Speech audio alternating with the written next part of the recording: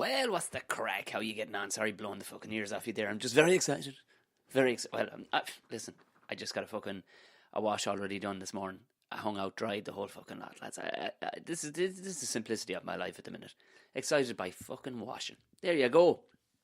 How's the Christ are you? It's episode 99 of Buckshot.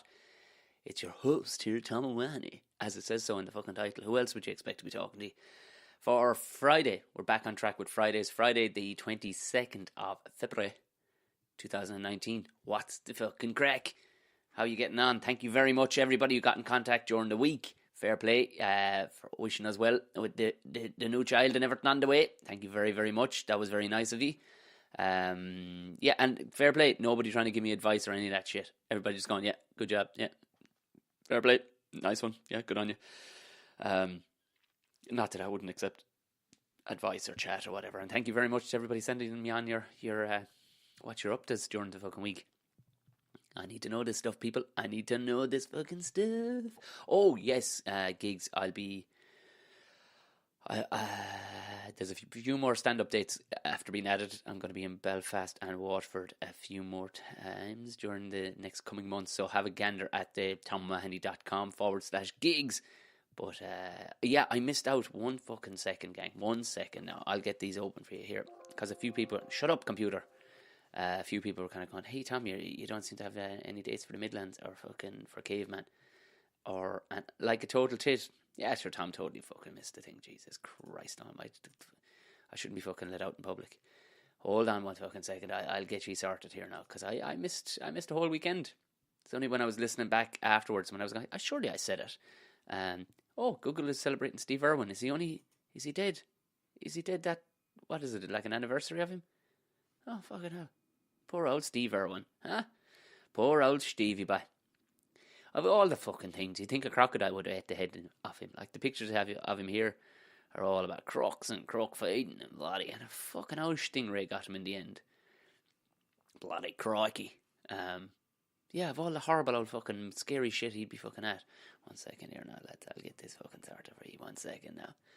Because people were asking, and I mean, I was telling people just go to my page, but I think people want to hear it in their ear holes. So if you go to the website, you'll see, and the links are there too. Dates, because this is starting in the autumn and theatres don't really release them until late spring, early midsummer nearly. I don't know why. People want to buy tickets now. Why not fucking let people buy tickets? I don't know. But I missed the weekend, so of all the other ones I said, yes, I am in. Oh, where am I? Yeah, fucking hell, that's a heavy run. So I don't know where I picked up or dropped off in the last one, but the 18th of October I'm in Waterford in the Theatre Royal. 19th I'm in Theatre Royal again in Waterford.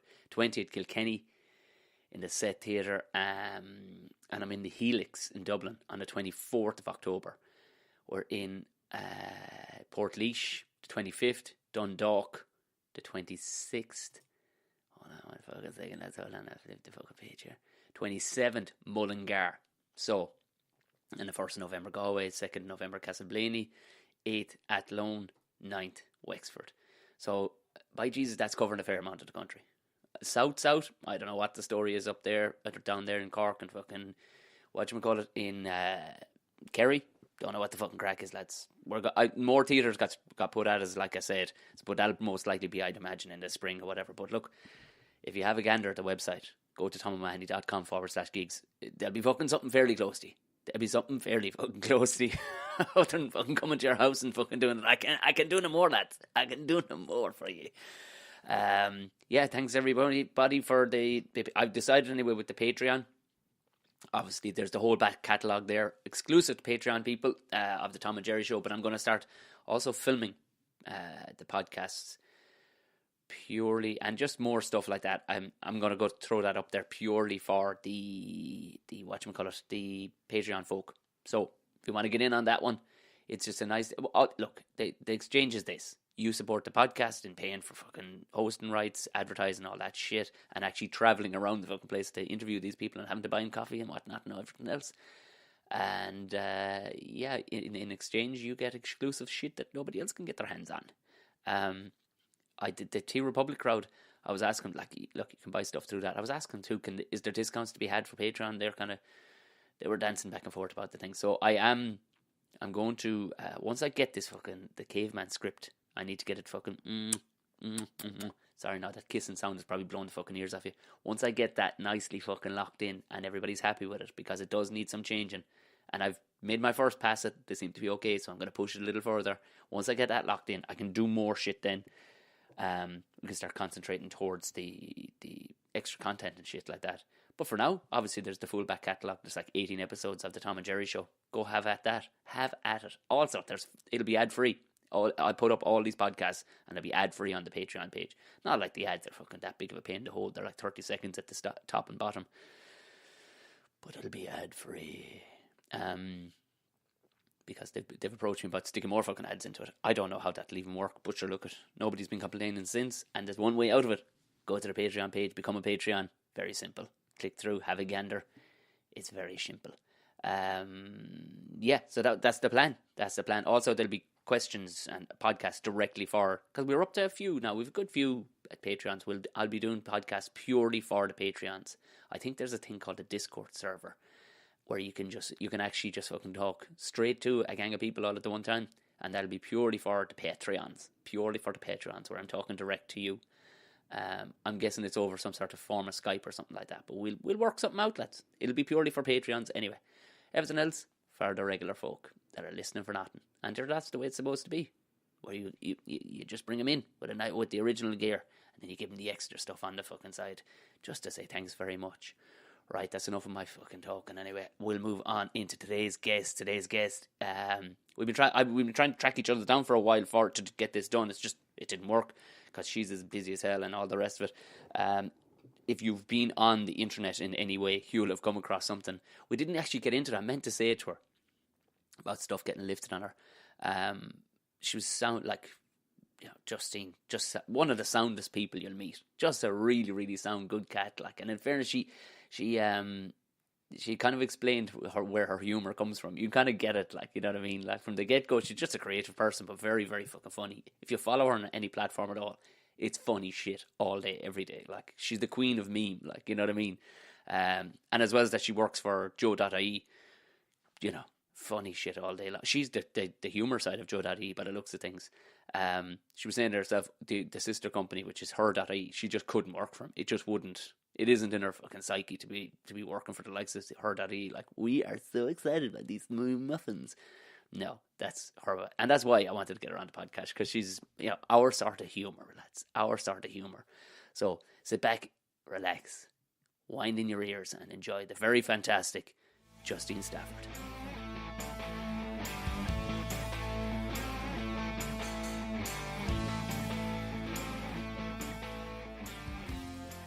Justine, how are you? Tom, I'm good. Am I saying it? You say your name quite quick. I'm overpronouncing it, aren't I? No, because some people, it depends. Oh, Jesus, get yourself comfy there now. Yes. A lot of people put emphasis, depends. I get just Ian a lot. Just Ian, as if that's your man Ian. You're just Ian. Justine, yeah. Is that Dublin? Well, Dublin people do stick in an extra vowel when they're not meant to be at all. Yeah, exactly. But I think there's just a lot of confusion in general, because I get Christine a lot. A lot of people. I get Tim a fair bit now. Tim. But then that's understandable. It's just one syllable away. It's one word, letter in the middle, so. And some people are just lazy and they don't even go the full hog and go Justin, which is my dad's name. So get that a lot. I also, one time, I was at a funeral and there was this man in his 60s, and at the end he was like, "What's your name?" Because he was a friend of the family. I was like, "Justine." He's like, "G-string, lovely to meet you." Now, who would... Yeah, he thought my name was genuinely G-string. Fucking what? Yeah. Had this old lad just heard this word, or was he acting the bollocks? This was the buzzword at the time. I have no idea, and I didn't ask any further questions to find out. But would you really do you want your child to be bullied in school? If you're calling it G-string. I hear. This is, off to a great start. Fucking hell. Yeah. G-string Stafford. I'm thinking about making the change to it. Why not? Yeah. It's a great stage name. Wrong kind of stage, maybe. But G-string Stafford. I don't know, if somebody is hard enough to call themselves G-string Stafford, it's like that the Johnny Cash song, isn't it? It could be. I could be. You could be a savage. Do you know what I mean? Just knocking people out everywhere because you're just being as hard as nails growing up without a name like that. That's it. I also love about your name. Like, your initials are your name. Yeah. That's fucking cool. Fair play to you for spotting that. But then you're tuned into that kind of stuff, aren't you? Like, yeah. It takes, like, the amount of people I've known, like, 12, 13 years and gone, it is quite an epiphany, yeah. Epiphany, yeah. It makes life. Yeah, they weren't expecting a smart child, like, you know what I mean? No, they just. So they wanted to give you a bit of extra help that your first name was your full name. I grew up alongside a lad. We mostly sat together in primary school called Bobby O'Brien. Wow. So, yeah, Bob and Tom was just. Oh, were you the best of friends? I hope so. Oh, we were, of course. Well, you see, we were a wild country, lads. So, like, there was a mutual kind of understanding. Like, he had a pet deer that thought it was a dog. I never wore trousers, you know. So it was school, just wasn't a fan of clothes. Full stop. Really, like I was just do you remember that? Did you ever see Mad Max 2? I have. Do you remember the young fella with the mullet and the boomerang? Yes, that was me. Okay. Without the tang. Wow. Yeah. Yeah, good luck. Just good dirty, luck. just dirty running around the place. I'm not like honestly. I would still be doing it if I thought society would allow me to get away with it. Like free the knees, free. I was gonna say free the nipple, but yeah, free the nipple. Just tug off, yeah. basically. Well, it's great. Thank you we've been trying back and forth anyway about getting you on because you've been flat out busy. Jesus, just back from America and everything. Look, Jesus, stateside. Stateside. Yeah. I was in some state. How was New York? Oh, like, it was intense. Like, that's my first time ever been there, and I fucking loved it. Oh, stop. Like, I really wanted to actually go and do a bit of stand-up there, and, like, I was looking to do an open mic, but I just did not have the time. Like, because I was there for work, so I was working. Of course, for Picture This, we're launching their album on the Empire State Building, as you do. So I was over there, kind of doing promo for it, and social with that. So, but New York, I adore it. Geez, I've 3 or 4 times I was there now, and everything, and like every time something queer happened, like something. Oh, guaranteed, yeah. Even on the flight over, like. That's the first time I've flown long haul with Aer Lingus, and we're just the biggest stereotype. I loved it so much. Like, what did she go on? Was it like Saoirse Ronan's fucking SNL sketch? No, it wasn't that bad.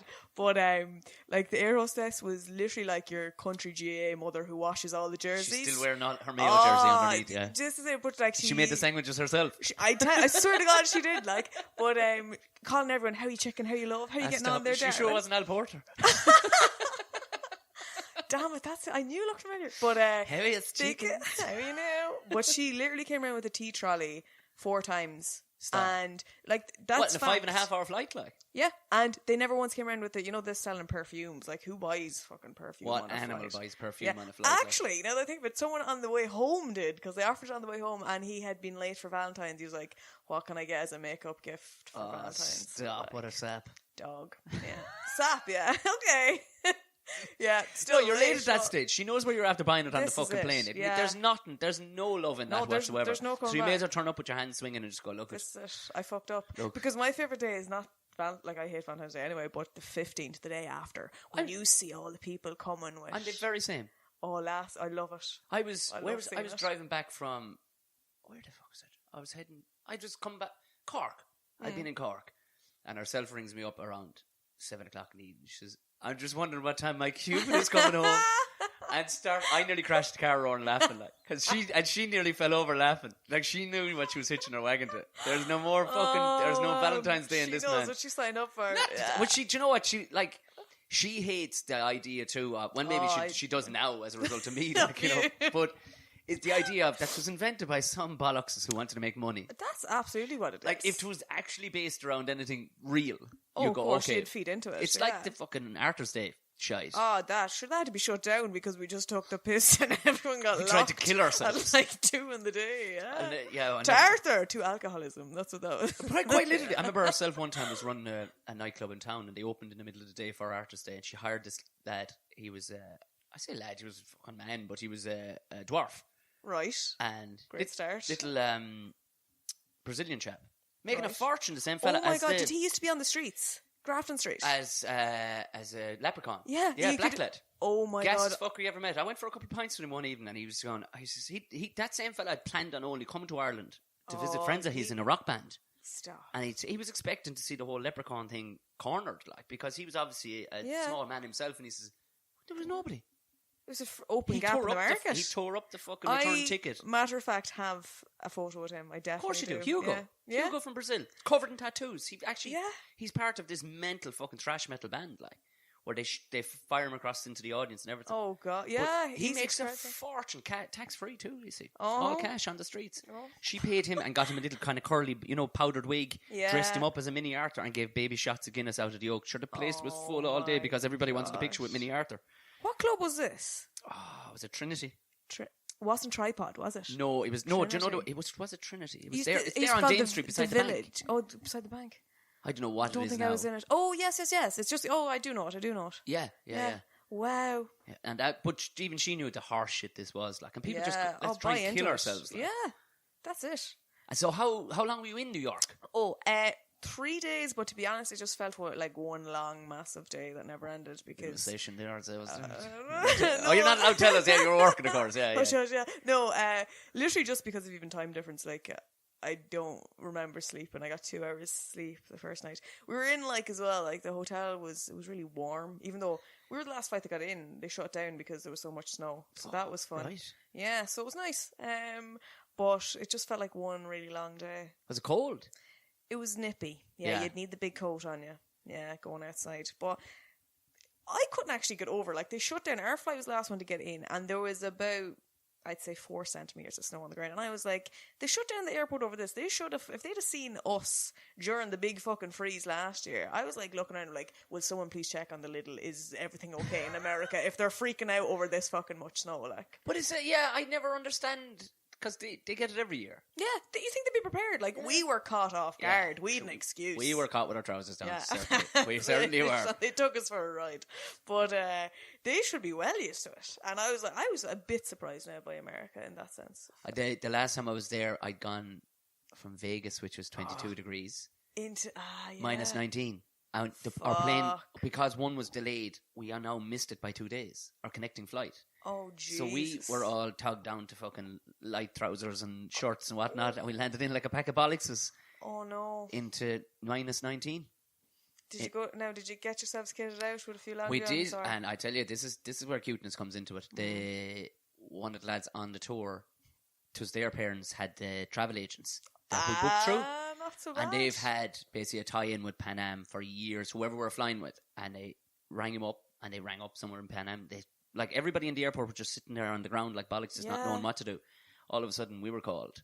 We got a VIP bus straight to the JFK hotel, up to the fucking... We took up the top suite, all the top... I don't know what was said, but somebody got a bollock, and we were taken then straight to Macy's the next morning, kitted from head to toe in whatever we wanted.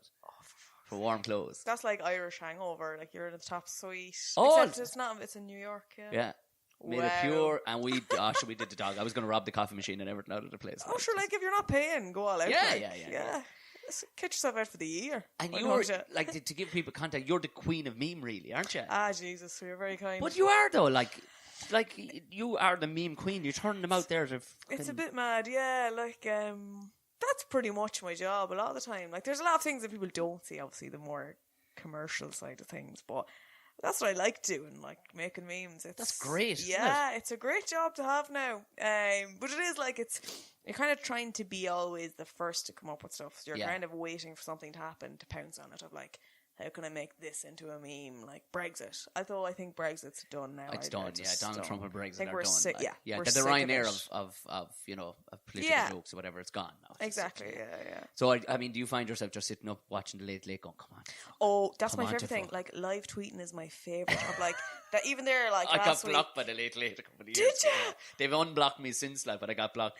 I think I wasn't abusive or anything, but I was fairly relentless. Like, it was fairly relentless, and it was a lot of cringy shit was going on. Oh, like. well, what's new? Like, yeah. Well, it was during Russell Crowe was on, and Russell had said had a few pints. I'd say. Oh yeah, and he was out, and the next thing, the audience didn't know what way to behave. They never know what way to behave anyway. No. Rather than, I genuinely think they should put up like the 70s neon signs. Applause. Yeah. He's behind you. Yeah, why not? But Russell said he'd go up and sing a song with the band. Oh no. And I actually I know Paddy Courtney. Or not Paddy Courtney, what's his name? Paddy Cullivan. He's the bass player with the Camembert Quartet. Because he was doing comedy a bit for a while, like satirical comedy. Oh, okay. And your man gets up and he says, would you fucking play the bloody tune? He's just cracking up. And next thing he gets the tune going, and it was Mustang Sally or some shit. And the audience then didn't know what to do because they're just terrified of Russell Crowe. And they're filled with drink. So they're looking on, he's like, stop. If you're not going to have a lot of clipping time, I can clip it all. And it's like everybody was just... So I put up like a gif of... You remember Father Ted losing it with Dougal when they're trying to... Play the note. Play the fucking note. And I don't know why they blocked me off the back of that. Like, I thought, yeah. Oh, that's harmless. It got a lot of other people writing foul things underneath it, but like, it wasn't my doing. Oh, Jesus, no. That's the worst about like doing anything on the internet. It's not you, it's the bloody comments afterwards. Yeah. Like, do you ever like tweet something and you think this is a great joke, but then about 9 people reply with a better joke nearly or something? I'm like, thanks for that. Oh, what ruins it is when somebody starts explaining it. Yeah. Like, okay. Well, and the thing with Twitter is you can't delete their comments off it. I'm like, that's okay. I just don't need this here. Yeah. You've just shat on my nice little joke there and killed them out. But yes, live tweeting the Late Late is fantastic. I've never though been blocked by them, or I don't think I've been blocked by anyone. You'd probably be new. Brian O'Driscoll blocked me. Stop. Yeah. What did you And I met him once, and I meant to say it to him. Like, it was. Oh God.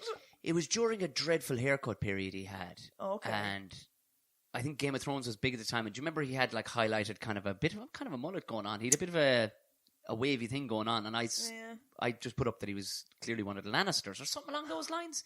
And that, like, it's the most, I put up way worse shit. Like, innocuous stuff has fucking really annoyed people. And I don't know why. I think he's just sensitive about his hair. Well, fuck it. Like, that's his best and phone now. That's him. Texted him. That's it. Where are you from? I'm from a place called Nobber in County Meath. Oh, I know Nobber. It's outside of Navan. So it's one street, you can't really miss it. Like, yeah, I know, I've definitely driven through Nobber. To go, you'd be going on to Cavan. Would be the next stop. Right. That's why you have this hybrid of an accent. Although I try, because I'm here talking to you and it's coming out thicker, because when you're in Dublin, you probably don't find this, I try and tone it back, because people just can't understand me. I did at the beginning. Yeah. But I just embrace it. I have fully embraced it. Yeah. Like, I if anything, I tone it down in real life. Oh, but when I get on a stage in front of large amounts of Dublin people, some sort of fucking thing comes into my head going, you're getting this, both barrels. You're getting it, both barrels. It's you against him. Like, quite literally, yeah. I turn into Pat Sharp for some fucking reason. I don't know what it is, but I can't help it. I like to say I'm not cultured, I'm agricultured. Yeah, that's exactly. Yeah. So. Listen, I embrace it. Oh, you may as well. I can't be anything else. And people, it's funny because people get this, in here especially, they get disappointed because they're full sure from Damon Ivor that I was a D4 character, that I was real. Yeah. It's like, and you get people kind of going, oh, but you're like nothing from Dublin. It's like, yeah. It's called, I was doing a bit of acting, sure. So, sorry. Yeah. And they're like, why? Why would you do that? It's like, because they wanted to pay me to be on telly. Fucking sorry. I'm not saying no. No.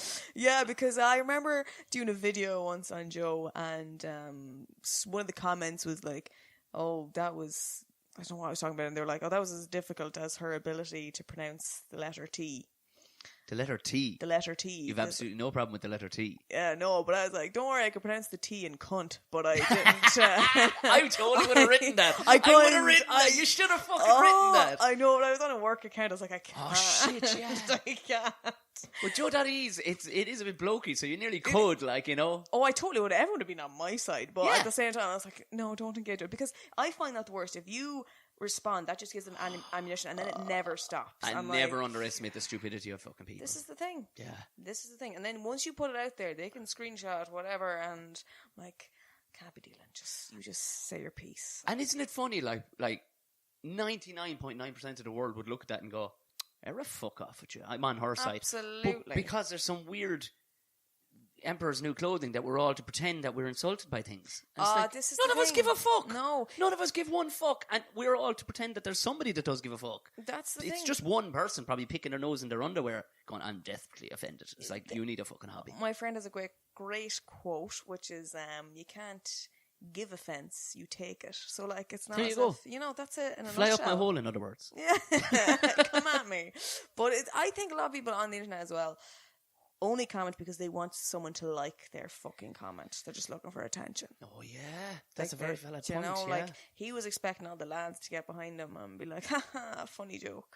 taking the piss out of the bogger. Yeah. But no one did, and he is a cunt. So yeah. You see, and people forget that by Dublin rules, and that probably 4/5 of the country are boggers. This is the thing. Even like it's interesting looking at Joe, and like if you go into the audience, and the vast majority it's no one outside of Dublin, more so than it is in Dublin. Like if I go to like Cork, I'd be in Reardon's drinking, and someone will recognise me. And same in Galway happens to me. Whereas in Dublin, Coppers is where it happens, which is where all the cultures go. Yeah. So it's interesting in that sense. So, yeah. But also, like, you've picked on, I suppose you've been perfect to send out to places. I saw the bit where you went to the Muff Festival. Oh, Muff Fair. But what was so funny was you were throwing so many out there and none of them were sticking. Then none of them were, which made it funnier. Which was the best. So, no wetness in Muff, like, or whatever. And your man is like, no. Always dry and Muff. Like, but you know, and I love doing that, and there was so much that didn't make the final cut of that video because you're kind of threading a fine line of, are you taking the piss out of these people, which I have no problem with, but when you're working with, like, I think the company were kind of like, oh, we don't want to be seen to be making a mockery out of everyone down there, and I was like, what? They live in Muff. Yeah, come on. They've embraced living in Muff. It's beside a place called Laidstown. Come on. Yeah. Come on. You can't write this. And then Nobber's right there, so... It's, yeah. I mean, do you think the people of Kilcock actually fucking mind living in Kilcock? You know what I mean? It's just, but like, I love going down. I have far more fun going down the country to these kind of shows, like going to the ploughing championships as well. Yeah. You meet the absolute characters. Trying to do an interview and get people on Grafton Street is a nightmare because everyone's just in business mode and no time to talk. And they think you're like a charity worker or something, trying to get money off them. Yeah. And they don't want to... That makes sense, yeah. You have to have a thick skin, like, because you just be rejected. It's worse than Tinder, like. Yeah, I can only imagine just fucking... As you swipe across people's faces. Just like smashing them across. Yeah. But you see, of course, with every town or village you go to, I think, regardless of the size of a place, I think each place has its own identity. So Dublin just happens to be a big place, but it still has just one identity. Yeah. There isn't a bunch of different identities. So when you go to Nobber, or you go to fucking Muff, or you go to Ballyheshamuckery in fucking South Kerry, you know, they're the same thing. Like, and like you said, the ploughing championship, lads are bold as brass. Like I put up a video of a fella eating raw sausages. Was that you who put up the... Oh my God, I went up. Did you see that? I did. That takes some level of dog now, doesn't it? Like, that is raw. Like, that is like, by Jesus Christ, like, and like, people have sent me ones of their uncles and stuff going, and a girl who she worked in costume, I think, on some yoke I was on. I said, oh geez, I used to murder raw sausages when I was a youngster. Stop. You're like, you're some fucking savage. Like, that takes some breed of savage. Yeah. Like, your man was in, it was actually a parade ring for, there was cattle in getting judged and stuff like that. And your man was just watching it over and just snapping them off like they were like they were fucking like sugar snap peas. He just snapped them off and just pop. If that's his snack, what's his main meal? Yeah. Like a full raw ham or something? Them lads are just... Yeah. I try to explain these, like, I every so often, and it sometimes doesn't register, especially here in the Laughing Lounge. This is, But you're trying to explain, you think the countryside is full of lovely, soft folk who are going to make you sandwiches. No. You get killed in the countryside way faster than get killed here. Like, absolutely. Way faster. Think Northside's bad. You're thinking, oh lad, imagine meeting somebody who says no problem just eating raw sausages in public. Like, he brought them with him from somewhere. Like, do you know what I mean? Dishing them out. Like, yeah. He pulled in at a petrol station on the way there. Like, yeah, I remember being at EP once, and one of my mates he brought rashers, and he was trying to cook them with a lighter. And then he was fag lighter, like. Yeah, and he was there eating half-cooked rashers, and I thought that was bad. This is like a whole other level of... even your friend had some attempt at being a human, like. Do you know what I mean? He tried. If you threw down a pound of sausages to the dog, even they'd sniff them at first. This fella. This is it, yeah, no. Salmonella, come at me, do you know? Like, we went... I was hosting the tent for Bus Air. Yeah, I saw that. Yeah. Because this was the year when it all went, the wind... Oh, sure, Jesus, yeah. Christ. So essentially 3 days turned into 4 days,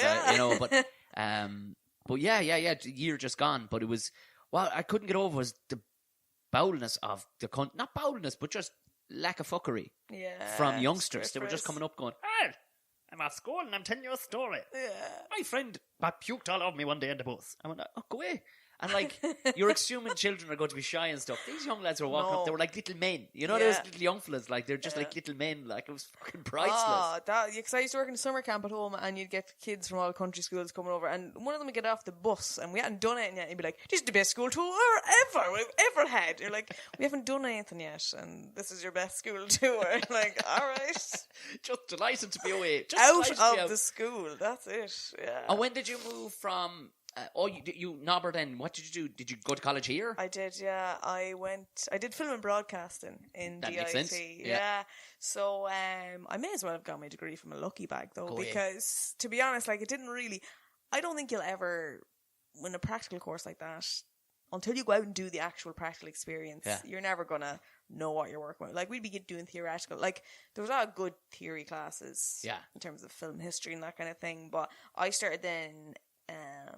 Doing an internship with FM 104. Oh, right, yeah. Started in there, and that's where I started doing more Photoshop and learning that kind of crack. Yeah. And then landed with a job at Joe. So that Did was they pick you up as a result of your tweets were dying? Yeah, like, you know what I mean? it was through one of the guys that worked there. I saw a lot of my content that I'd done online, and he said, "Come here, there's a girl I think could be suited." Yeah. Coming in here, and it's bizarre because like I'm the only girl on the team. Oh yeah, yeah. So that's mad. But like all my mates at home are all lads. I'm just one of the lads nearly. You now for the want of a better phrase, I'd say no. But actually, I was going to say masculine sense of humor, but you don't. What you have is kind of what I would call straight down the line. Yeah. Do you know, like either side of the line would go, that's funny. Yeah, that's fucking funny, and I don't have to be. I could be a carrot and look at that. You know what I mean? I could be identifying as a badger. I could be a raw sausage about to be eaten. Fucking a raw sausage. Oh god, covered in pocket fluff. Yeah, because like we're in the same office as her.ie, but I don't think I could work there because it's far more involved in like the Jenners and fucking Kardashians. Sorry, so and I love the way you even said Kardashians wrong. I can't even say it right. You're like, they're fucking whoever they are. Whoever they are. That crowd. Yeah, and I just can't. I don't know the difference between them. I can't. Yeah, and I could never imagine you starting your, an article with "We are so excited." yeah. I'm speaking for I'm just going to write "we" here at the top of this article. Is that okay? Speaking for everybody. All involved. Here. Yeah. No, I just was never like. I remember. The reason I picked my secondary school was because you were allowed to wear trousers there as a girl, because another one you had to wear a skirt. Yeah, I was proper. I'm one of the lads. So I remember I only ever got one Barbie doll as a child, and I instantly got the lawnmower, and we crossed over it, me and my brother. That's gas, though, in fairness. Yeah, and then we melted her tits over a lamp.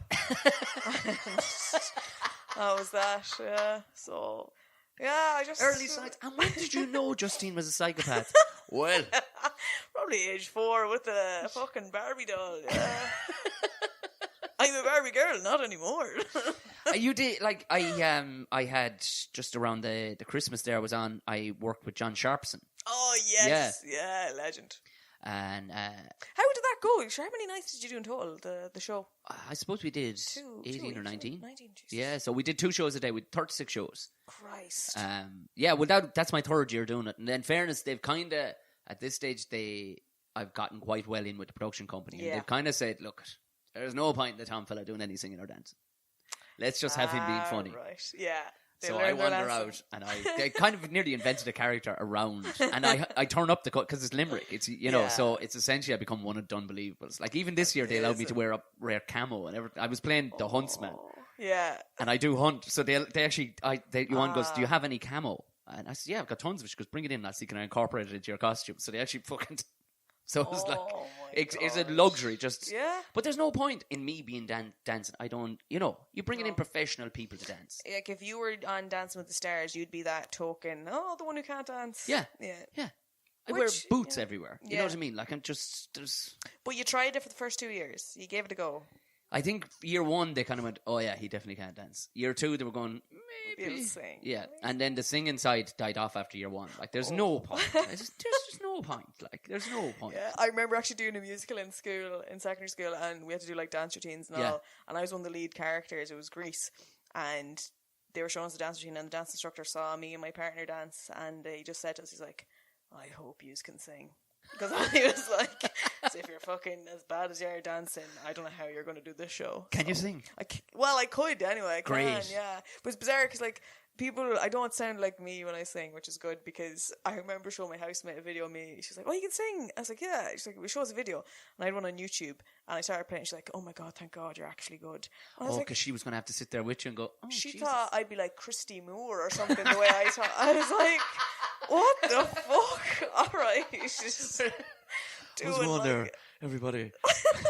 yeah, I always think it'd be funny. I don't know how I do it on stage, but like if songs were done in different genres, like, you know that song Apple Bottom Jeans. If that was like a country and western song, I was like, oh, she got the apple bottom jeans and the boots with the fur, and I just think it'd be funny seeing how songs would sound different. Well, I think it actually would, to give crossovers of things. I remember doing I don't know, I lost the podcast of it. It was on 2FM. Was it 2FM or and it was that how I talked about it, loving country music, but not the normal the real miserable stuff, about where there's blood running out of the radio. You know, and then that starts the songs. And I said, but you can transition it to anything. So I actually, I ended up doing an impression of Snoop Dogg singing "Friends in Low Places," and it was amazing. And it actually turned out better than I thought. Yeah, and we had a very good time. It sounded like I was drunk, but it wasn't. It was first thing in the morning. But I've lost it wherever it is. I had it downloaded because it went off their system, and I don't know where the Christ it is. But it was the same. It was just a moment of silliness, really. But it was. That's what it's all about. You know, it was country music crossed with fucking rap. Yeah, who doesn't? Who doesn't love that? You ever seen Bo Burnham? Yeah, his song about country. Oh my God, pandering! It's amazing. But anyway, you were talking about John Sharpson. Yeah. But it was the Tri-Channel. It's a Tri-Channel you met on first. Yeah, it was actually him that got me in. He came to a performance at Joe, and I was chatting to him, and he said put in a word, and Jesus, he did, and a good word he must have put in, because he ended up there now as well. So it's brilliant. The lads that run that. Is it still go? Like, no, it was something. What was the Facts? Facts. Now, I was never involved with Facts. John was. Right. But I never was involved with Facts. But they've completely took it over, and they've like over 500,000 subscribers now. Jesus, like it's unreal. They're like in the space of 7-8 months. It was a thing that passed me by. I was like, the concept of it was, could not wrap my head around it. Yeah. I said, well, I'm clearly too old to understand this, but why would I? Now, I watched a few of them and I'm going, I can see the entertainment value on it. Yeah. But it wouldn't be something I go, fuck, I have to give that a look now. But I don't think maybe anybody is. It's just a thing that will pop up. Do you know what? It's because I wouldn't be big on YouTube, like, as in, I wouldn't have a lot of videos I put up on my own channel, or I wouldn't be sitting down. When the Christ would you have time anyway between, this is you know. Jesus Christ. Between being in New York and, but it's one thing, it's like, you can follow different people on YouTube and that kind of thing, and I'm not really into that kind of thing. Yeah. So there is a huge bloody market for it, and there's like, people be talking about YouTubers, I don't know who they're talking about. Yeah. Like, and these people have like fucking 30 million followers. Yeah. Like massive numbers. I'm like, who? You know, so there's a huge market for it there, and like, what's interesting about Facts and Try is that the audience is mainly American. Their whole audience, like, and it's Americans in awe at like Irish people trying to fucking do anything, basically. Phenomenal stuff. Like. Yeah, and I would watch all the Try videos. Not even like the ones on the lads are not that I'm in even. But even in fairness, after watching them, I kind of went, oh well, this moves along nice and quickly. It's not, it's very snappy. It moves nice and quickly, and it can keep your attention or whatever. But it's the weird shit like unboxing of toys and stuff like that. I'm going, what in the name of Christ is this? Yeah. What in the name of shit is this? Area of the internet. What the fuck? Because even I want to watch fucking children falling down and cats. Yeah, that's it. Give me an animal playing an instrument. Someone. Yeah. That's all. Yeah. Oh yeah. Yeah. Now we're talking. Now we're fucking into it. But because honestly, like, I had ambitions of like, I'm going to set up a bloody YouTube account and get my content out there. I don't have time, and I don't have, like, my mind has been melted. Like, do you feel like when I'm at work and then I'm trying to put all my energy into creating stuff there, when I come home, the last thing I want to do is do it all over again. Like, it's tough. Quite literally, you do, and in the last maybe month or so, I'm going to drop down dead of a stroke. Yeah. Is what I'm trying to say to you, in that I haven't switched off. Yeah. And I know exactly what you're talking about, and what I can actually feel it. I was driving in today in the car and going, what's that pain in my chest? Oh, God. All right. That'll be all the stress with the amount of things that I have. Yeah. Like, I won't get home tonight till 12:30, and I know I have 2 more things to do tonight Sweet Jesus. before I get home. Like, No, you don't need that. I know, I don't need it, but at the same time, there's no cribbing either because I'm working for myself. You know, that kind of way, and it is kind of cool in a sense. Like, but if I was doing it for somebody else, then fuck that. But I know exactly what you're talking about. Like stuff, I have hit a couple of walls in the last while where I've gone, oh Jesus, I've no brain at all left. Yeah. Honestly, and I'm like, I can't string sentences together. What is this? Like, and I'm like trying because I haven't done stand up for a while now. I've been taking a break in terms of like I want to do a whole new set and try new stuff, and I can't bloody get my mind to work. And then I'm kind of like, will I just go back doing what I did and like jokes that really landed? And like people are telling me, there's no harm in doing that. Like it's not as if you're bloody, you know, you've been doing it 12 years and you're still doing the same stuff or anything. But I don't know, I wanted to, after Vodafone, after doing it, I was like, I'd love to have a whole new set. But because I was going to get onto that about stand-up. Like, how long prior to Vodafone had you been doing it? I would say a year, but like as in not sporadically, like one gig here, one gig there, a month, like even once a month. I like that.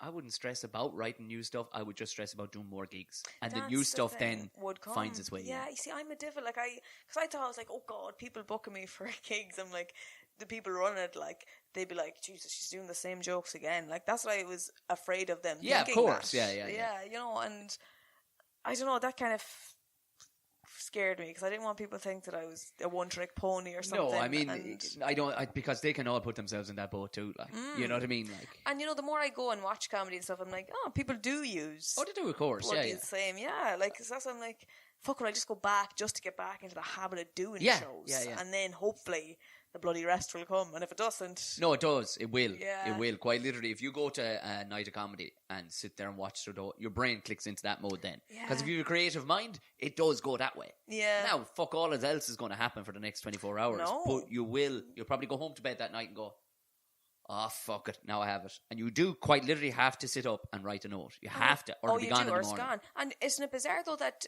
like, you could sit down and try and write something for fucking 2 hours, nothing. And it's in that exact moment, because I had that experience one night as well, of just this epiphany one night of like, that's the joke right there and then, and that's it. It's like, and I have to be very concise with what I write too, because I'll sit up in the bed, grab the phone, and I'll write badger fucking vaginas, and just go back to sleep again. And that will have been 10 minutes of a bit. And I'll wake up and go, oh, what the fuck was I going on about badgers and their vaginas? I nearly need to write it all out. Yeah. Do you know, there and then, because it does. I know, I talk to people and they go, oh yeah, I was sitting down, I did an hour or two of writing today. I'm like, huh? I can't. I don't think I can do it. It certainly doesn't work for me either that way. No. It's, like I will. Sporadic idea just comes. But then it's style too, like, it's style. Mine is very conversational, like, you know what I mean? Like, where it would be, and it is, the direction of it is well planned out. Yeah. But I find if I plan it to the fucking word, one little fucking jibe from somebody could. So at least if I'm a bit more flowy, you can slap somebody in the face as they're halfway through. Hey, I have something to say. Shut the fuck up. Yeah. And then you're back in the track. But if for me personally, if I was too close if I was stuck to every word. Yeah. Oh. I'm telling you, because I think it's more, the more gigs I did do, like, in the beginning, I was very much at the start like, okay, I need to do it word for word here. And again, if something happened, it would throw me off. Whereas the more I did it then, the more I was like, it's grand, whatever order. Like, there are some people who are like, it's specific words they need to use. Yeah, of course. Yeah. Whereby, definitely if I did the set now that I was doing, I could do it conversationally and be grand and not worried about someone interrupting or that kind of crack. And then I did last 2 gigs, I did actually MC'd things. That was my first experience properly doing that. And I loved that. It's so different though, because then you're like working ways in with the crowd of how to work. Very good for your stand-up is to do. And even if you can avoid using material, that's the where to go with MCing is. Don't use your material, innit? Because what will happen is material starts to build from people in the audiences. Like some gold will happen. Like I remember hosting a show one night in it was Strabane in what you as a disused nightclub. It's since been closed because they opened it back up as a nightclub and a fella fell off a balcony and died. But anyway. I felt bad one night. They were a grand audience. They were grand. It was very weird. They were quite drunk, and it was a late starting show, and I was hosting this thing. But it was grand. It was grand. I'd just come from like basically a UVF fucking hosting of a party in fucking in Derry. So this was streets better. But I managed to tie in these 2 gigs on the road. Jesus. But I went into this crowd and this lad, it was just there wasn't much to find out about. They weren't really forthcoming, so I was going, I'm going to have to start burning up material here. But this one lad got up. He went to get up and he was steaming. But he was on one of those little low stools. Oh, yeah. And his foot got caught underneath it. And kind of everybody in the room could see this happening. And I just stopped for a split second. And he kind of went, he was trying to keep himself down and get to the bar. But what ended up happening was him falling on his hole. The stool going at least 8 foot into the air and coming straight down on his nuts. Like, you don't need any material there. No, that just wrote itself. That was at least 2.5 minutes of just looking at the situation going. And every time, and he crawled away on his hands and knees and bits. And every time I'd go to say something, I'd just look back at that, and everybody just fell around the place laughing. So there was kind of a teaching moment going, there are times when just the environment will do. Like, yeah. You know? And that, work as much material as you can from the audience. They write it themselves for you. Like, they hand it to you at times. So that was interesting. I think I'd still prefer, like, there's something in me that's still, I like having the security of, I have material here and I know. Of course. But I mean, that's like quite literally, I would say, we were roughly trying to work it out. And I would say, I'd say close to well over, I'm just coming up on 9 years of doing stand-up. And on averaging about 250 gigs a year. Jesus Christ. Yeah. Do you know what I mean? So, and it's only really, truth be told, I was a decent stand-up up along. But it's only in the last year where I'm trucking now. Yeah. And that's the truth. And every year you're going, I'm grand, I'm the finished product. Now, by about 8 years in, I realize, I'll never be the finished product, right? But thankfully, I'm still getting better. You know, that kind of way. Like, and it just, that's what it takes. Like the first 3 years, I was losing me bollocks because I was just driving everywhere all over the country to do gigs and the UK. Yeah. Just going, yeah, grand, I'll do the gigs. That's do you know? the thing, yeah, it's fucking tough. Like, it's not meant to be easy. It shouldn't be easy. And for some, you see it coming too easy and you're kind of going, you're going to get caught. Yeah. And you see it then and all of a sudden, they slapping the chops and it's the amazement. It's like, yeah, of course. Yeah. You wouldn't let a butcher fucking go at a fucking carcass of an animal a week into the job with a new knife, like. No. Yeah. You know what I mean? Like, it's gonna fucking slap you on the fucking face, like. So I'm just doing still open mic kind of stuff, and then Vodafone was kind of the big one for me. And I remember seeing you outside. I wasn't talking to you, but I remember seeing you, and you had a class jacket on you. I was like, that is a fucking cool jacket. Where? Oh, at Vodafone. Yeah, that was a cool jacket. Bit of sparkle there now. Yeah. Where'd you get that? Herself got that made for me. Yeah.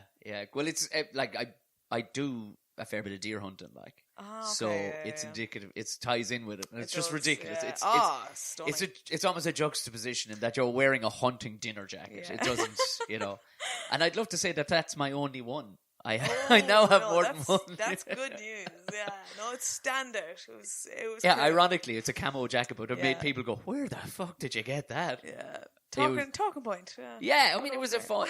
I mean, inside in the tent, I absolutely sweated bullets because I was hosting the show. Like, it was just sweat dripping down off me. Going, all right, this isn't meant for indoors at all.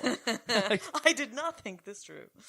And so you went from your college, and were you always just tweeting away? Like, had you any notion that, fuck me, I could end up making a job from being funny on social media? Like, I suppose I got into it in secondary school or primary school. We made a short film in primary school, and our teacher, like, we got a video camera and got to make one. Did you? Yeah, we did. And it was for this, like, national competition. It only started that year, and it was run by IADT, the film college in Derry. Yeah. But they ran basically this competition for primary school students. That's class. To make film. So that was my first experience with kind of filmmaking and storytelling, I suppose. And I kind of wrote the story and filmed and edited it. And our primary school teacher, his brother, worked in RTE at the time as an editor. And he said, who edited this? And your man said it was me. And he said, she kind of has an eye for it, I think. And I was only like 10. What? I was going around fucking like... kicking people up the arse when I was 10. That's to fair keep going. Your trousers on. Fair play. But, so that Christmas then, I got a camcorder from Santa. That was all I wanted. And then that summer was just me filming everything. Like, Jesus Christ. I would just make stupid short films, little cookery videos of me trying to cook. Really? Yeah. And then I made this film about a group of old people, my relatives, escaping from an old folks home. So had you to corral like a load of your older relatives around the place? Did they even know fully what was going on, or were they just being nice to young Justine? I think a bit of both. Right, okay. Yeah. Oh, sure, here we are now. Yeah, but like, that now was the peak for me nearly of it all, because I made that film when I was like 14. Right. And the teacher told me about this youth film competition you could enter in Limerick. and I entered it. I ended up winning. What? Yeah. Did you? Yeah. Brilliant. Do you know what the funniest thing was, right? Do you still have the footage of this? Like, Yeah. do you? Oh yeah, it's Have you called, put them up on it's on YouTube, Is actually, yeah. All right, we need to put that in the description of this today's podcast. Give it a go. But I remember being at the screening where they showed all the finalists of the films, and there was this person laughing throughout it behind me, this like real distinct laugh. Right. Like I can't, right? I was like, who the fuck? Because I was in my head, I was like, I can't even hear it. And people here mightn't be able to hear the fucking dialogue now. Right. This laugh. I turned around and it was Pat Short. Stop. Laughing at my film. And I was like, what is this? What is life? That's amazing. So yeah, that was then kind of an indicator of like, Jesus, maybe I'm alright at this. And that was the best feeling in the world, was when people got the joke, when people laughed. Oh yeah. That was great. being there. Yeah, yeah. And seeing them react and laugh at what I had created. I was like, this is it. I love this feeling. That's amazing. So, yeah, that was kind of the start. And you won that then? Yeah, I got to go to South Korea to represent Ireland in a film festival out there. So yeah. to win a film festival in Limerick, yeah, I mean, the Limerick-South Korea ties Oh, are that's- well known. yeah. They're well known. They've been long established. Long So established. You should have seen a film screening full of people from South Korea who had no idea what was going on at this film of a fucking group of old people. From Nabor. Yeah, trying to bring...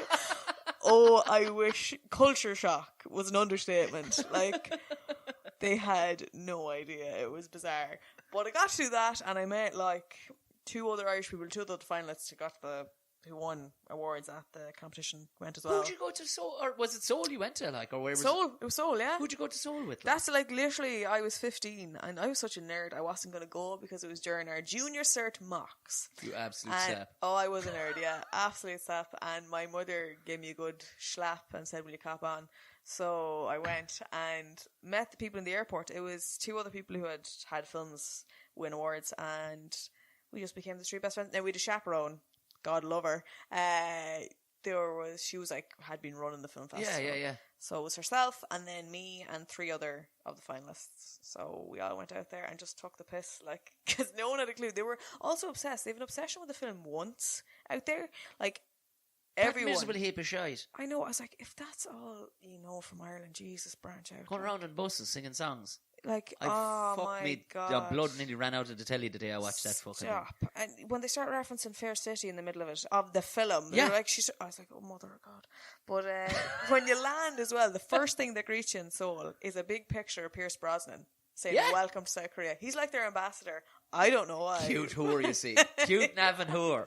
This is it. That's what happens. Drop the accent and you'll be alright. Yeah, maybe it's something in it, dropping the fucking accent. But, so yeah, that's what went out there and then came back and I was like, fuck it, I'll keep doing this. So I kept making films and then came to leaving cert and I was like, what am I going to do? And I was very torn because media to me was like, oh my God, is there really a steady job in it? And the likes you work for yourself, that terrifies me. Like the idea of constantly kind of thinking, fuck it, I have to say yes nearly. Because I don't know how long it could be before. Because there's nothing in the fridge right now. Yeah, exactly. So that terrified me. So I was like constantly like, oh, I need something bloody steady. And obviously, my mother and father were always pushing primary school teaching. Of course, yeah. Great job for a girl. Great job. Retired steady. 55. And sure, you have the summer to yourself. You could do the filming then. So, logic. But I stuck to media and I went to DIT. But I was in first year there and they were like, you're wasting your leaving cert because I got 560 in the leaving cert. I did. Jeez, you could have been a vet. I could have. You could have been a vet. My father would have been fucking delighted. Oh, stop. Whose father wouldn't be delighted if one of their children him with the farm at home was fucking elbow deep in a cow. But so I ended up then, they were like, you should be doing teaching. So I re-registered on CAO and was... we didn't have to pay our fees in college till the 31st of October. So I was registered in second year media and first year primary school teaching. And I did the two courses at once. So I would go literally from lectures in St. Pat's over to DIT. What? Yeah, I did two courses at once until the 31st of October. What in the fuck did you do two courses? Why did you bother with or just to keep them happy, was it? I was just like, look, I better just try it and see if it's for me or not. It was not. It was so tough. I was like... I can't be dealing with this. Media is far more crack. We're just going on the piss the whole time. So I made the right decision and didn't do teaching and went back to media. It's gas the amount of people. Now, I have friends who are teachers, and I mean, they say it themselves, you kind of have to step back from this because you turn into a child, essentially. That's you know the what I mean? thing. But the amount of comedians who have, like John Lynn was a teacher, and he knew quite quickly it wasn't for him. He went into this one class one day. He was saying, and all the young lads spent, and this is the mental class, like these are the mad bastards. Yeah. But they were dedicated mad bastards. They spent 35 minutes solidly pretending to be an entire tribe of monkeys. And going hard at it, like, I wouldn't let up the whole way through. Yeah. He says at that point it was like, oh fuck, I better start telling some jokes because this is They were in the honours class of being a mad bastard. They were like, if anything, they were really taking their acting seriously. Like, you know what I mean? They were. No, that's respect that. I respect that now. But it's one, you're either built for teaching. I don't know if you can you half-heartedly can't do it. Like, I don't think the amount of people that go into it just because the holidays, and it's like, one, that's right, fair enough, but like, fuck that. You're responsible for an education of the future, and that's your reason for doing it. You've no interest in the actual teaching aspect. That's bollocks to me. There should be, I think, an interview before you become a teacher. The same way, like, I just think there should be an interview of why do you actually want to get into this. Well, I don't understand why there isn't that from War Yokes.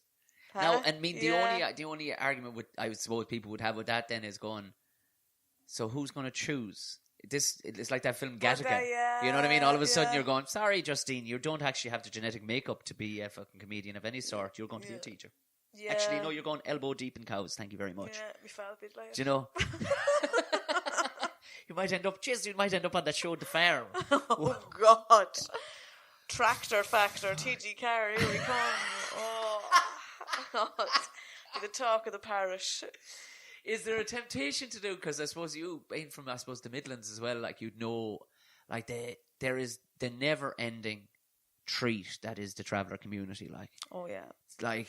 Hollister and Abercrombie. They're the best names I've heard. What? Children? Yeah. Children? Yeah. Children were called... Hollister and Abercrombie. Brother and sister. Genuinely. One of them had to make her communion in our class. And that was, she came in for 2 weeks to make the communion and she was gone again. That was Abercrombie. Thank fuck they picked them and didn't just pick other yokes they saw on the like Specsavers. Yeah. Or something. We're going to call this kid Jump Juice. Penny's son. They actually called him up. Yeah. Jesus Christ Almighty. So fair play to them. Oh, she made the communion, fair play to her. It's like, the best. No, I'd only ever heard, I'd heard Mercedes, all right. And I heard, do you know, but you go, okay, Mercedes is a kind of name, it's after Mr. Benz's daughter. And you go, okay. But to the time I heard Christina, and it was, now this was years ago, but you want shouting after two youngsters outside a pub. It was Christina and Brittany. Do you know, she named the two twin girls. Oh, Jesus Christ. Which do you prefer, Brittany? Yeah, of course, yeah. I mean, you know, but it's Brittany, bitch. Oh, Jesus Christ. It's the gift that keeps on giving, like that. And I genuinely think there's travellers know it's gas. They do. They fucking know it's funny. Yeah, like they're in on it. Like there's the little man children that makes me hilarious. Like the little adult children. Oh yeah, them going up in the bloody full suits and all for communion. That little men heads on them. Like, did you see that one of the young fella where he was singing on the back of a pony? No. Oh, I have to show you this. It will make you cry. He's sitting on a pony, and it just opens with this kid, full 3-piece suit, about 6 years of age, sitting on a pony, and he's just open. He's singing some cowboy song. Goes about a minute into it. Next thing he steps off the pony, he's like, "How you, Andy?" And he's talking to the camera. He says, "So, bought this old pony in Ballinasloe there." And you're going, "How are you like this? How are you like this?" Where did you inherit this at age 6? At age 6, like this young fella could be driving a Dublin bus, and you go, "Oh, fair enough, yeah." Or your taxi driver, taxi man, yeah. Unbelievable, like. It's incredible. Like, and you think, what's he going to be like when he is 30 if he's like this when he's 6? This is where does he go from here? But is there anywhere also, like, is there anywhere, you know, because you're kind of pulling the piss a lot of the time, you know what I mean? When is there anywhere you go, I'll give that a wide berth? Do you know what I mean? Like, or have you found a time where you're going, I really would love to, like, say a mate of mine, Jerry McBride. We all know Jerry, you know what I mean? Jerry doesn't pull anything back. Like, you know what I mean? He won't, like, he just won't. But he has the luxury of working for Water for Whispers too, like, you know what I mean? It's the best place to do it. Yeah. With work, I have to be careful. But you have to be careful now because you're Justine Stafford, who works for Joe.ie. there's that element to Yeah. it. Yeah, definitely. I'm more conscious of it because, yeah, it'll come back. They can go back to the brand screenshot anything that I do. I'm like, oh well, Justine Stafford of Joe.ie thinks we're all cunts. So like, you know, like She's a mad racist. yeah, like what will she do next? I do be conscious of it. I am more so, especially because like I could tweet something and someone be like, oh, and tag like my boss in it, and like they've done that not with bad stuff that I've done, but like filming stuff or that kind of thing of like, oh, I wonder what they think of this. I'm like, Jesus, really? Yeah. I just people on the internet. I was like, what are you doing? And like I remember mailing someone being like, why did you say that? Like, it's like I was trying to make a joke. I thought you thought I'd find it funny. I'm like, no, first off, it wasn't funny that you're bringing my boss into a conversation about something that was really shot well and a really good video, and you're here being like, oh, like it was just. It's the oddity of what's going through people's heads. It's like, that's the thing. right, yeah, you've no business trying to be funny. No, God bless you. No, I find that so much with people, and I don't know if it's a thing with they like to do it in particular with comedians who are making jokes. Like I, not even on my own, but even if I look at Twitter and you know someone will make a joke, and they, like Kevin McGarren said, make a joke, and someone will reply underneath trying to be funnier with another joke, and I'm like, oh, Jesus. And I don't think it's out of a bad place. I actually don't think it is. I think it's trying to. No, it's here, not. Aren't we all guess? It's like, yeah, but like Kevin's spent fucking years writing and stuff. You know, like this kind of crack. And you're like, relax, it's kind of nearly belittling it. And you never want to turn around and go, here, leave it to professionals. No. I just give them a little like. Yeah. Fair play. Good one. Fair play to you. Yeah. I'm not gonna reply. Well, I mean, the real life version of that has been here. You know, especially here in the Laughter Lounge. Like, and they'll come down because we down the end having a drink or whatever, and people, that was deadly. Come here, I have a good one for you. And I've gone to the but the only thing is I've developed such an aggressive style of stand-up comedy now. Is that when people do it, I go, here, do you know what you do with that now? Shove that into your arse pocket and take it fucking home with you. And people think I'm still joking, so it's gas. Like they're going, "Oh Jesus, that's exactly what I was hoping you'd say." Do you know? They kind of go, "Oh, I don't know if he's here, give that to your fucking mother, will you? Because I fucking gave her something. Get the fuck out of that, you know." And people go, "Oh, he's being fucking." God, he's gas. But it's gotten me out of so many of those situations where people are spitting into your ear and stuff because I've developed an aggressive brand. So they go, that fits in exactly with what I was thinking. Yeah. But it's actually me being real. That's beautiful. It's the only way I've been able to deal with it because I don't know how to fucking... When people tell you a terrible joke... I know. Like, do you know what? Fuck. That's dreadful. Because people come with me even suggestions of, you should make this into a meme. Ah, Jesus. Like, no doubt. I bet you do. You must get it way worse than anybody because... Everybody thinks they can write a sharp meme. That's and it's all about wordplay and the tightness of words. And even I've written a tweet and gone, that's not tight enough. I'm not tweeting that. No, I genuinely sometimes I write tweets and I read over them about 4 or 5 times. And I'm like, is this the best way to word it? And it's a fucking skill. I'm not even that great at it of a writer. I'd love to do a writing course. I would because I wish I'd. Then there's over analysis too, though. That's And just like your fucking media course, you start learning about the history of film and the history of fucking wordplay, and you're talking about Plato, then you're going, fuck him, he didn't have a fucking phone. Do you know? Exactly. Like, you know. So I think you'll get, like, you're already making a profession out of what you fucking do. So it has to be it's already at an already agreed standard of. Yeah. So, it's good to always want to get better, but there's a time too where you're kind of going, you should back yourself. That's the thing, and I think I have a lot of self-doubt in that, and like I look. Yeah, you're from Ireland. It's it's part of who I am. But there's a lot of that of like, I look to other comedians. I'm like, I'm not on the same level. Them I can't. I'm not as and there's a lot of that. So I'd always second guess myself with things. That's healthy. Yeah, which is good. If you're not self-critical, you'll turn into a lunatic. Yeah. You know, I genuinely like if you're not going, because there'll be times when you're going, why am I finding a problem? Oh wait, it's me. Yeah. I'm being completely unreasonable in that situation because the amount of people who don't, they go, I'm very right. I'll say everything I think online, and I couldn't possibly be wrong. Like, no, there's a strong possibility you are, and you might be a cunt. Yeah. Spelled with a T at the end. Yeah, exactly. Emphasize that T. That's it. So what's new? What's next that we can expect coming down the line? More trips to New York, hopefully, says you. Oh, this year I'm suppose trying to get back into stand-up more Yeah, again. yeah. I want to get back doing more and writing more. Well, you just have to force yourself, like, That's to, it. because there's no short, like, the amount of clubs that have opened up now, like, you know what I mean? It's crazy. They're everywhere, and Yeah. avail of it, because the bubble will burst Absolutely. again, and then they'll be back down to They'll be about back 4 to- clubs. So avail of it heavily while you're at it, like, yeah. you know what I mean? And I'm going to do improv. I'm going to just try that for a while. But just, I think, honestly, at this point, to get my creativity back. Yeah. Because I'm at such a lull at the minute. But I think it'll be good. Especially in MCing, I think would be good to just get my mind sharpened. Yeah. I'm, focused on that at the minute. Stuff in Joe. That kind of crack. Brilliant stuff. And for whoever doesn't, I mean, most people probably will have known of you anyway. They'd even listen to this. It's a very Irishy podcast. Oh, sure, look. Where can everybody find you? And are you because you were giving out that you don't do enough on YouTube? Are you going to bother your arse with YouTube, or it's a lot, isn't it? You can't just fire up any old shite. Sure, you can't. Like especially YouTube is the one where they really want it polished together. So you can, at least with Instagram and stuff, you go, hey, there you are. It's like as in YouTube, I need to get a video out. I need to start recording. I need to edit, add sound, blah blah. Tweet, just fucking type some letters into my phone. You know. There you go. Yeah. Yes, mainly Instagram and Twitter will be my two. So you can get me on Instagram at Justine Stafford _, and then on Twitter it's at Justine Stafford. Mighty stuff. There you go. This has been brilliant. An hour flew by fairly handy, didn't it? This has been great, yeah. And like I said, I brought you in a donut, but sure, look, if you're not feeling the best, give it a go later on with a cup of tea and see how it goes. Yeah, the donut craze has just hit Ireland. It's gone stone mad, hasn't it? What's next? That's what I want to know. If it's not a fucking barber with his sleeve of tattoos trying to fucking peddle drink at you while getting your hair cut, and I mean, as Cormac Moore from FM 104 says, the donut shops are the new barbecue joints, aren't they? Like, they are. Like, I remember being in a shop in Manchester, actually, over with my brother, and I was like, if this fucking takes off in Ireland. It was a pastry shop also selling vape fluids. What? I was like, yeah, like, really, you have a very specific market there. Yeah. Get your pastry and your vaping in.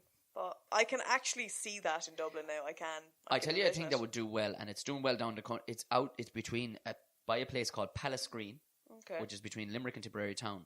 The shop is called High Nelly, but it's also a pub where they custom build High Nellies for people. They've made them for Pierce Brosnan. Russell Crowe has got one from him. They're out in the middle of nowhere. But it's all a pub and music. So they have music there 3 nights of the week, and it's all kind of folky bands and stuff. But the lads are building bikes, custom built High Nellies. Is that the most hipster thing you've ever heard in your entire life? It's so Irish hipster, isn't it? So but people like like Liam Neeson has had a bike built by these lads. Jesus Christ! They'll charge you plenty of money for it, but pretty penny. They'll have a curly moustache while doing it. Yeah. We haven't even fucking gotten into the hipsters. No, we haven't. Next There's time. loads of meat left in the bone. We'll do this again, Justine. Thank you very, very much. Thank you for having me, Tom. Mighty. Brilliant stuff. My thanks to Justine. That was a good interview, wasn't it? There's loads more to be chatted about there. That's the good thing about these podcasts. There's loads more to be chatting about. She will definitely be back as per fun things pop up. But she's episode 99. Thank you very much. It's your first time listening. Go ahead and hit subscribe. This is out twice weekly. Give a thought about the old Patreon if you want to contribute to the old podcast. Everything else, you can follow me on all usual platforms. Just type in Tom O'Mahony Comedy. You'll find me pretty much anywhere except for Chatty Snaps, which is Tom Bear O'Mahony, but I don't use that so much anymore. I don't put up any stuff really on Snapchat, but I will answer to you on Snapchat. If it's long form, just go through the website, hit contact, and you can hit me up, or buckshotpodcast@gmail.com. Whatever you want, lads. Whatever you want. Right, go on away, have a smashing weekend, and I'll talk to you again on Tuesday.